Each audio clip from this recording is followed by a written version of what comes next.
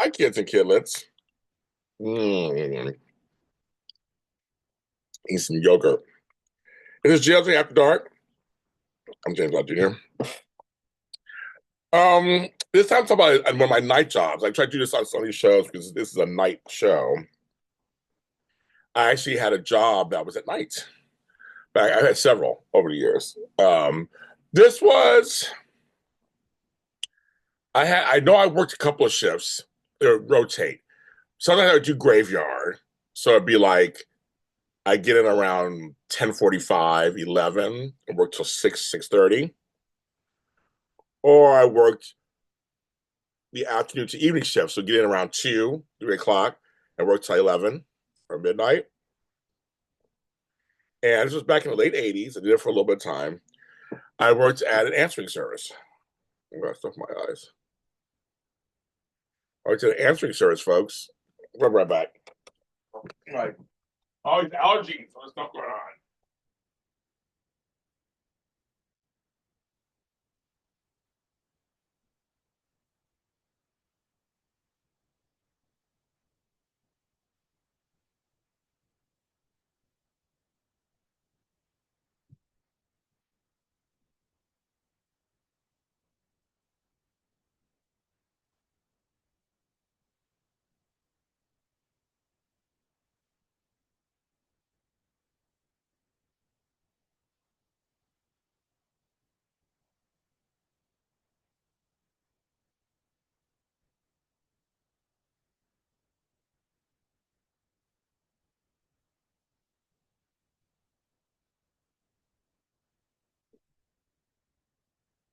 I would edit this out.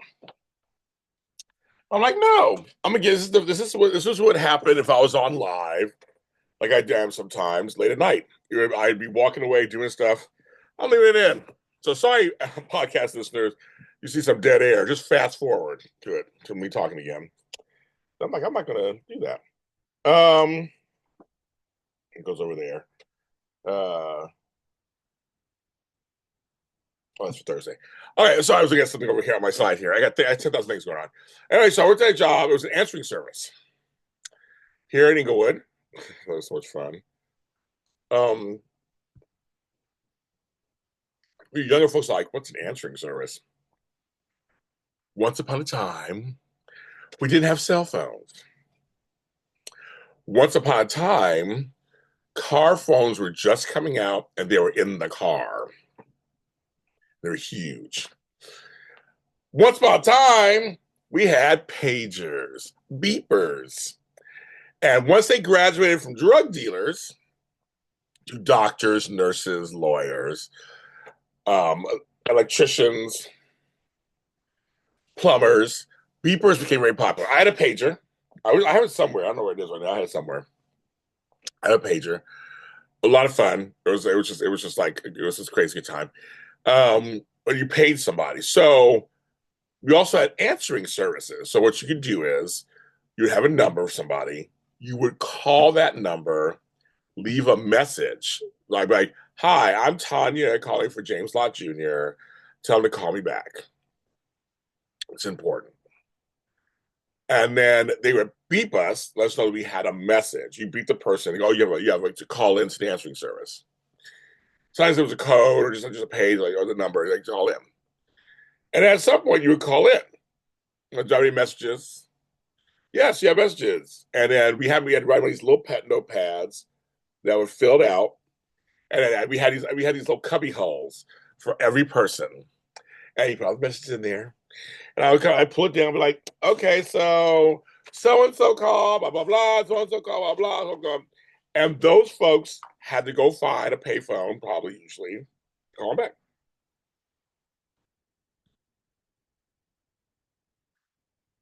Think about that.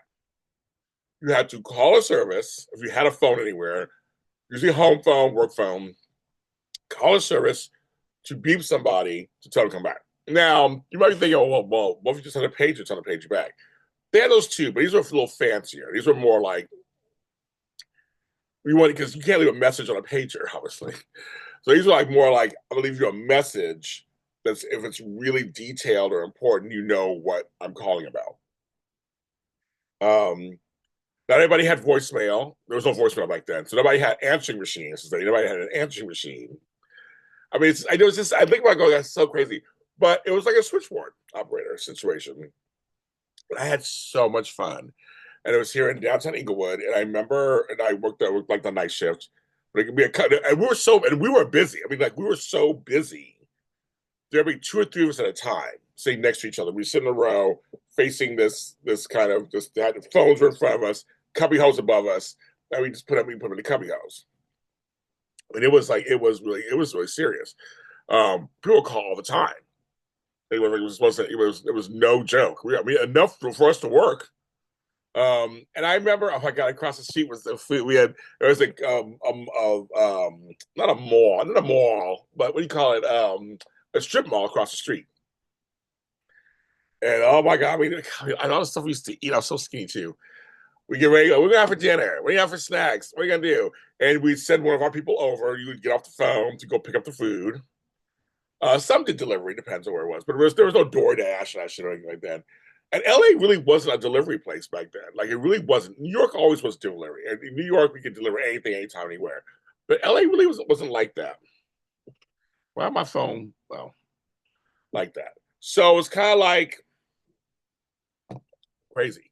So I was like, okay, well, I said, well, for me, I was usually volunteer. I'll go get the food. There was a great Chinese food place across the street.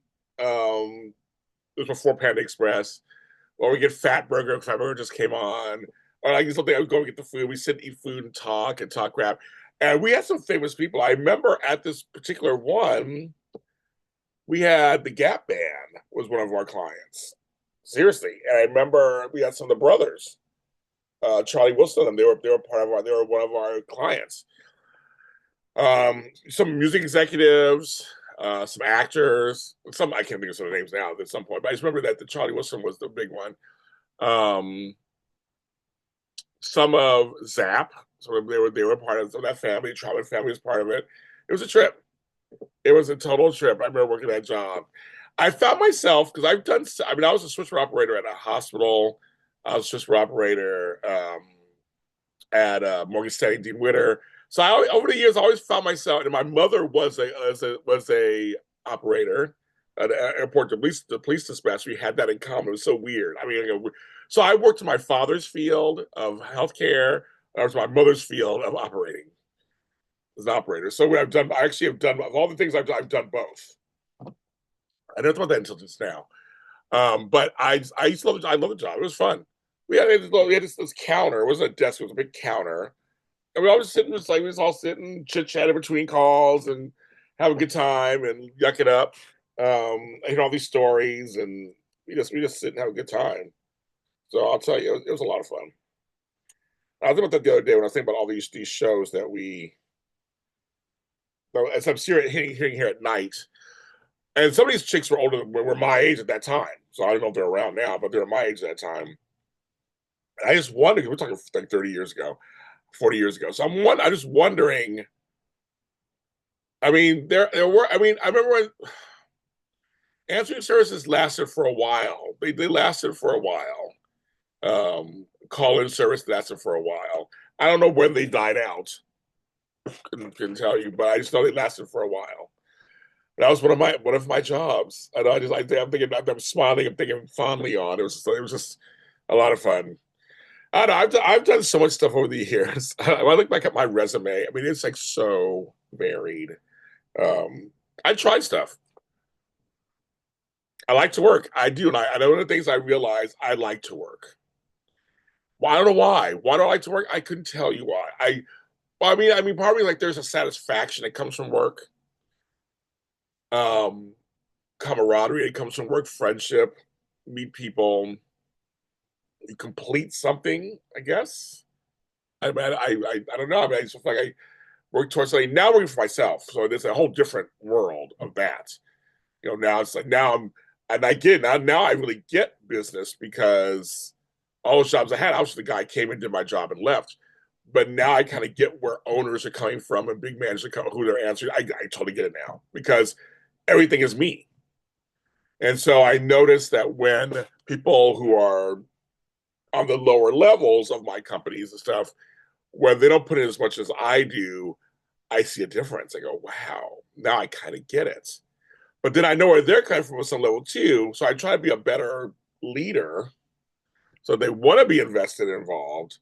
And sometimes it's not, sometimes it has to do with you. And I noticed that too. I remember I had jobs that they were fine jobs. It just wasn't my passion. So I gave what I gave to the job. I didn't give any more than that. You know, I was very much a person, people know this about me. When it comes to jobs, I'm very serious. But I know some jobs I did even harder than others, worked harder than others. So I get that too, where you're doing something you kind of like it, but it's like, it's not my thing for sure. You don't put as hard into it. But if you're the owner, everything is your thing. You're watching every penny. You're watching every hour. You're watching every minute. It's crazy. It's crazy. With that said, as I get off of this episode, I have to run some errands as an owner. I know. So it's kind of crazy. I'm trying to mix my life in it. I'm trying to go for a walk at the same time. I've been stuck in this office for like 2, 3 days, just working all day long. It's time for me to get out. Get out. But thanks for listening and watching at JLJ After Dark. You guys have been wonderful. I got noises everywhere. I will talk to you next time. Next week, this is the last one for this week.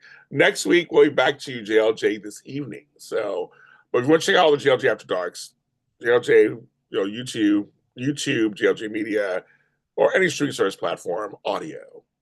Bye.